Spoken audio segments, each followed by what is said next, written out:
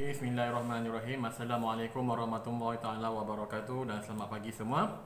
So pada hari ini kita akan sambung kembali perbincangan kita berkenaan dengan bab 7 tingkatan 4 iaitu cahaya dan optik. Okay, so pada hari Ahad yang lalu saya telah pun membincangkan tentang topik 7.1 iaitu pembentukan imej. Okay, apa yang dimaksudkan dengan imej? Imej tu ada dua jenis iaitu imej yang nyata juga imej yang maya. Okey, dan kita pun telah tengok apakah sifat-sifat cahaya. Yang cahaya ni bergerak dalam garis yang lurus. Cahaya ni tidak boleh dibengkokkan, cahaya boleh dibiaskan dan juga dipantulkan. Dan jika cahaya jatuh pada objek yang legap, dia akan menghasilkan bayang-bayang. Okey, dan kita pun melihat ciri-ciri imej yang dihasilkan oleh cermin sata, kanta cembung dan juga kanta cekung. Okey, contoh macam kita tengok ciri-ciri imej yang dihasilkan oleh cermin sata. Yang pertama ialah maya, kedua ialah tegak, yang ketiga ialah songsang sisi, yang keempat saiz objek sama dengan saiz imej. Okey, dan bergantung kepada kedudukan objek daripada titik fokus, ciri-ciri imej yang dihasilkan oleh kanta cembung berbeza. Okey, so bergantung kepada kedudukan objek daripada pusat optik. Okey, bergantung pada panjang fokusnya tersebut.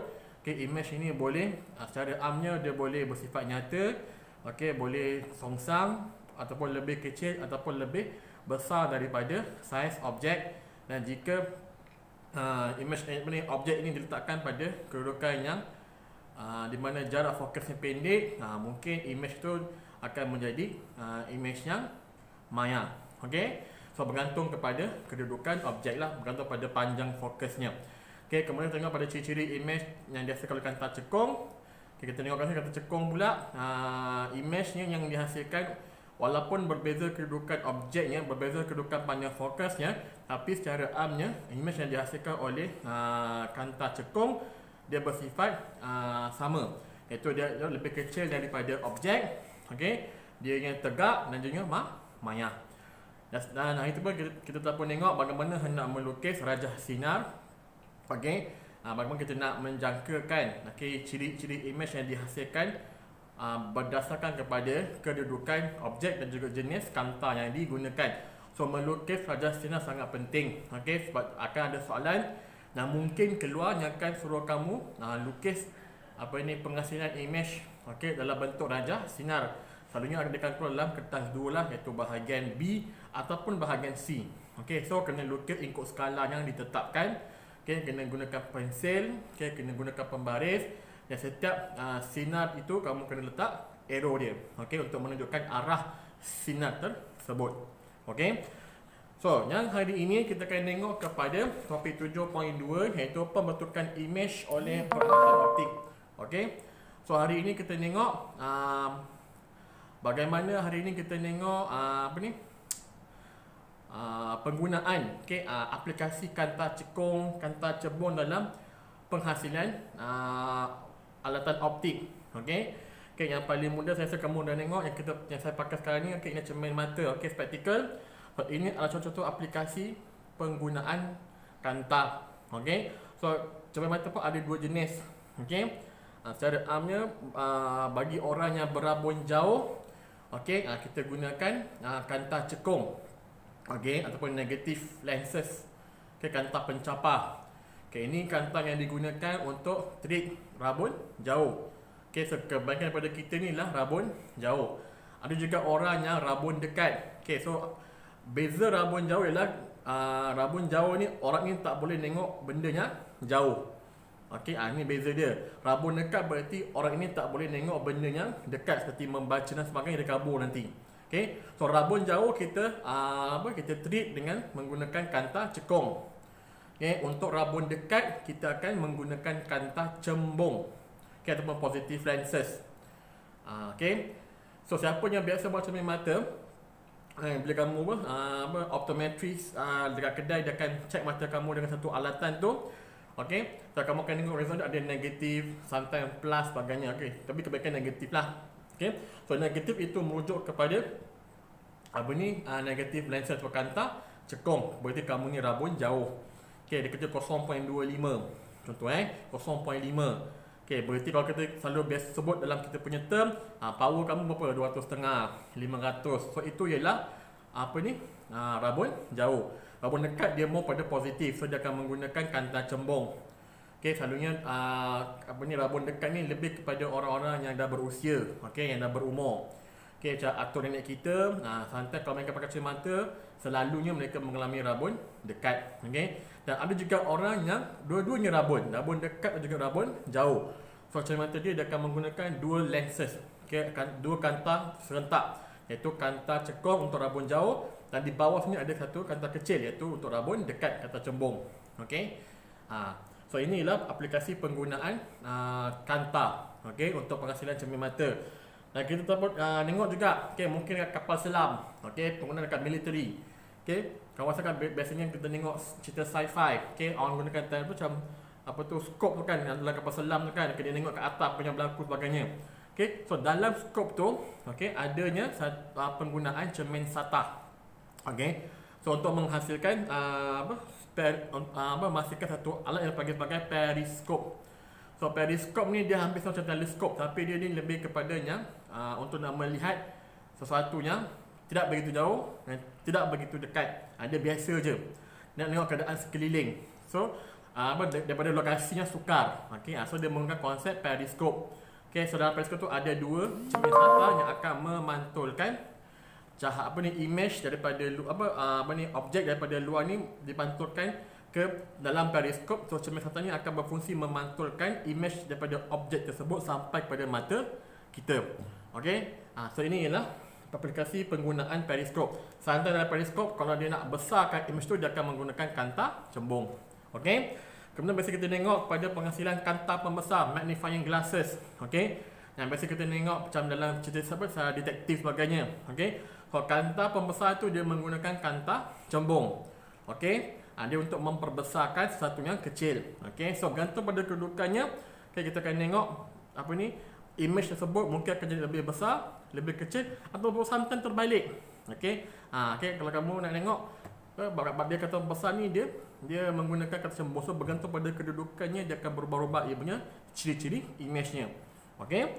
Kemudian kita ada mikroskop. Okey, yang ni sepatutnya bahasa ada di makmal lah. Okey, mikroskop ni adalah satu alat yang digunakan untuk melihat benda-benda yang seni ataupun mikroorganisma seperti bakteria, okey, fungi, okey, ataupun virus dan sebagainya. Okey, so kita ada dua jenis mikroskop, iaitu mikroskop cahaya dan juga mikroskop elektron. Okey, so kedua-dua mikroskop ini menggunakan aplikasi penggunaan kanta cembung untuk memperbesarkan objek yang seni yang tidak boleh dilihat dengan mata yang kasar. Okey. Kemudian kita ada lagi apa? Contohnya teleskop. Okey, teleskop untuk pencerap, okey, untuk orang yang pakar astronomi, okey, untuk melihat bulan dan bintang, planet-planet di alam semesta. Okey, mereka nak tengok objek yang sangat jauh, okey, yang tak boleh kita nampak secara kasarnya. So mereka menggunakan teleskop yang di mana ianya juga menggunakan aplikasi kanta cekung. Okey. So ada teleskop yang biasa yang kita boleh beli sendiri dekat rumah, dan ada satu teleskop yang lebih besar, okey, yang satu dapat dekat pusat-pusat falak. Okey. Macam dekat Melaka kita ada pusat falak Al-Khawarizmi. Kat Johor saya rasa dekat Tanjung Piai rasanya. Okey. So ada satu yang besar dia akan buka gitu kan. Yang itu untuk teleskop yang besar lah, so boleh nampak lebih jauh. Okey. So ini juga menggunakan konsep aplikasi kanta cembung yang boleh memfokuskan image, okey, menumpukan cahaya pada satu titik fokus. Okey. Kemudian paling basic kita gunakan kamera. Okey, macam sekarang saya gunakan kamera handphone.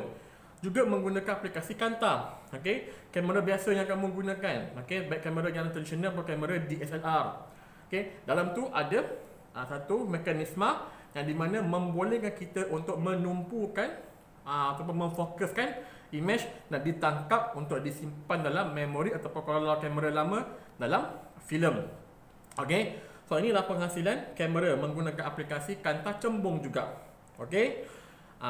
Ini adalah antara contoh-contoh peralatan optik, okay, yang mengaplikasikan penggunaan kanta cembung, kanta cekung dan juga cermin SATA. Okey. So kamu boleh lihat pada buku teks kamu tu pada muka surat 162 hingga 164. So ada gambar-gambar ya, gambar wajah sinar bagi setiap peralatan tersebut, iaitu teleskop, mikroskop, okey, kanta pembesar, So kamu kena tengoklah. Okay, dah cuba fahamkan gambar jata sebut. Okay, mungkin dalam soalan dia boleh keluarkan raja sinar tersebut. Okay, apakah alat yang mengaplikasikan raja sinar tersebut? Contoh. Okay, so ada. So kena fahamilah. Lepas tu benda ni kamu kena rajin melukis untuk kamu fahamkan kenapa dia sedemikian. Okay. So kemudian kita tengok pada satu lagi optical device yang Allah dah jadikan untuk kita. Okay, kita lahirnya memang dah ada lah 2 biji mata kita. Okay, so mata kita ini juga merupakan salah satu optical device, natural optical device. Okay, iaitu optical device yang semula jadi, yang memang dah ada yang telah pun dicipta oleh Tuhan. Okay, so dalam kita punya mata ni ada satu kanta. Okay, dia bagi kanta cembung. Okay, so mata ni ada banyak bahagian. Saya rasa kamu dah belajar masa kamu form 2 kot, saya rasa. Okay. Okay, tentang bahagian-bahagian mata untuk panca indera penglihatan. Okay, daripada depan sampai ke belakang kita ada apa? Kita ada kornea. Okay, so belakang kornea lah kita ada ruangan anterior. Lepas tu kita ada iris. Okay, iris tu ialah yang warna mata tu lah. Okay, yang macam bulat tu itulah warna yang ada warna biru, warna hitam dan apa semua tu. Dan itu ialah iris. Okay, yang akan dikawal dia punya pembukaannya oleh otot-otot cilium. Okey, dan di tengah-tengah tu ada satu lubang. Okey, iris ini dia akan mengawal bukaan satu lubang yang dipanggil sebagai pupil. So bukaan tersebut dipanggil sebagai pupil yang membenarkan kemasukan cahaya.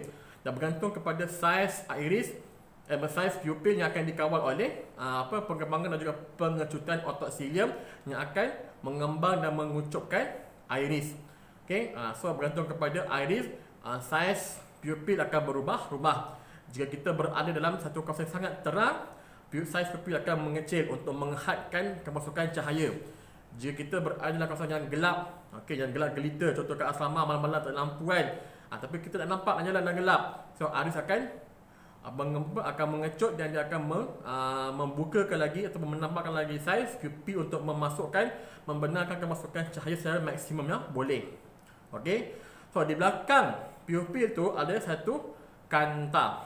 Okey, so kanta yang kita ada adalah kanta cembung yang dipegang oleh beberapa otot cilium juga yang akan dikawal saiznya ataupun ketebalannya. Okey, so kanta kita ni secara naturalnya boleh dikawal dia punya ketebalan. Okey, mana menipis ataupun menebal. Jika kita melihat satu objek yang jauh, kanta kita akan menipis. Okey, jika kita melihat objek yang dekat, okey, kanta kita akan menebal. So dia akan dikawal oleh regangan ataupun pengecutan otot-otot cilium yang memegang kanta tersebut. Okey, so kamu boleh buka muka surat 165 untuk gambar raja mata tu. Okey, dan di belakangnya adanya satu ruangan pakai apa? Ruangan posterior. Dalam tu ada kalau kita panggil macam jelly like structure lah. Okey, gela maca. Okey, kalau kamu belajar hitam gela maca lah. Okey, dan lepas tu kita ada lapisan retina, lapisan saraf yang akan menerima imej tersebut dan akan ditaksirkan oleh otak. Okey, so dalam mata kita ni pun adanya kanta. Okey, kita menggunakan kanta cembung. Okey, so bagaimana rabun jauh berlaku, rabun dekat boleh berlaku. Okey, semuanya disebabkan oleh penghasilan imej yang kurang tepat. Okay. Untuk orang yang rabun jauh, dia boleh berlaku disebabkan oleh imej yang terbentuk berada depan retina. Okay. So ini boleh berlaku disebabkan oleh beberapa faktor. Sama ada bola mata kita panjang. Okay. Antara faktornya bola mata kita bila memanjang dia akan menyebabkan imej yang terhasil tak sampai tepat pada retina. So dia akan berada di hadapan retina, menyebabkan kita mengalami rabun jauh. Lepas tu kita menggunakan kanta cekung untuk nak memperbetulkan, nak mencaparkan imej tersebut supaya dia boleh sampai pada retina. Kalau rabun dekat pula, dia berlaku sebabkan oleh pembentukan imej yang berada di belakang retina. Okey, contohnya sebabkan oleh bola mata yang terlalu pendek, menyebabkan imej yang dihasilkan berada di belakang retina. Okey, so bila di belakang retina, okey, imej yang terhasil adalah kabur, terutama untuk orang yang rabun dekat. So nak memperbetulkan kembali, nak menumpukan kembali imej tersebut, kita menggunakan kanta cembung. Boleh dia jatuh atas retina. So ini apa yang berlaku pada rabun jauh dan juga rabun dekat. Okay, ini untuk tambahan kamu lah. Dan mekanisme penglihatan kita ni sebenarnya telah pun digunakan pakai untuk menghasilkan kamera. So kamera kita ini sebenarnya daripada aplikasi ataupun kajian yang telah dibuat oleh saintis daripada mata kita. Contoh kita tengok pada struktur. Okay. Struktur filem. Okay, struktur filem dalam kamera, okay, dia adalah seolah-olah seperti struktur retina kita, iaitu untuk pembentukan imej dan merakam imej. Okay. Struktur diafragma dalam kamera yang mengawal bukaan tu hampir sama dengan struktur iris, okay, yang mengawal bukaan pupil. Okay, yang kita adjustkan itu, kita mengadjust diafragma. Sama macam mata kita, kita ada iris. Okay. Struktur kanta, okay, struktur kanta dalam kamera sama juga macam struktur kanta dalam kita punya mata, iaitu untuk memfokuskan cahaya. Okay. Dan bukaan, okay, dekat kamera ada bukaan seperti aperture. Okay. So bukaan kamera tersebut sama macam anak mata kita, okey, iaitu kita punya pupil, iaitu untuk mengawal kuantiti masuknya cahaya. Okey, dan struktur pelaras fokus pada kamera, okey, samanya fungsi macam otot-otot cilium kita pada mata kita, iaitu untuk nak mendapatkan imej yang lebih jelas. Okey, so otot cilium tadi dia akan mengawal ketebalan kanta, so bergantung kepada imej ataupun objek, jarak objek itu, so dia akan diselaraskan. Sama je macam mekanisme pelaras fokus pada kamera. So inilah yang kita kata sebagai kehebatan Tuhan. Okay, dengan kehebatan Tuhan ini manusia mengkaji dan manusia menghasilkan sesuatu alat yang hampir sama dengan ciptaan Tuhan tersebut. Okay. Dan kita tengok juga kepada satu lagi konsep yang kita panggil sebagai akomodasi. Okay. So akomodasi ini adalah satu situasi di mana mata kita akan menyesuaikan dia punya struktur dia untuk objek yang dilihat. So accommodation. Okay, bergantung kepada jarak objek daripada mata kita ni. Kalau jauh, apa yang berlaku? Okay, kalau macam pada kalau macam jauh, kanta akan menipis. Okey. Makin lama kita dekatkan objek makin dekat, apa yang berlaku ialah kanta mata kita akan menebal. So dia akan accommodation. Okay. The same thing happen kalau kita berada dalam tempat yang terang dan juga tempat yang gelap. Bila tempat yang terang, apa yang berlaku ialah pupil akan mengecil untuk menghadkan kemasukan cahaya. Bila tempat yang gelap, dia akan membuka semaksimumnya boleh untuk membenarkan kemasukan cahaya yang maksimal. So inilah akomodasi. Okay, so benda ini telah pun ada, Allah ciptakan untuk mata kita, dan kita pun aplikasikan konsep akomodasi ini untuk penghasilan kamera. So kita ada diafragma untuk mengawal kemasukan cahaya dalam kamera. Okay, so ini yang kita tengok dalam akomodasi kamera dan juga mata. Okay, kalau kita tengok dekat akomodasi kamera, jika objek jauh, kanta dekat dengan filem. So dia akan dekat dengan filem jauh. Jika objek dekat, kanta akan menjauhi filem. Sebab apa? Sebab dia bergantung kepada penghasilan image yang sharp. So kanta itu akan bergerak. So inilah akomodasi itu dalam kamera. The same thing macam manusia pun ada akomodasi matanya. Okay, jika objek jauh, kanta akan menipis. Objek dekat, kanta akan tebal. Okay? So ini yang kita maklum tentang penghasilan imej oleh alatan optik. Okey. So selepas ini kita akan berehat dahulu. Okey.